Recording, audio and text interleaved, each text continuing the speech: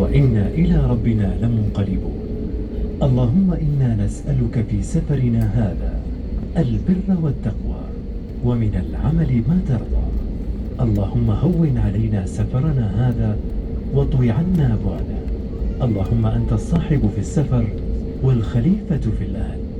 اللهم إني أعوذ بك من وعثاء السفر وكآبة المنظر وسوء المنقلب في المال والأهل. وصلى الله على سيدنا محمد وعلى آله وصحبه أجمعين.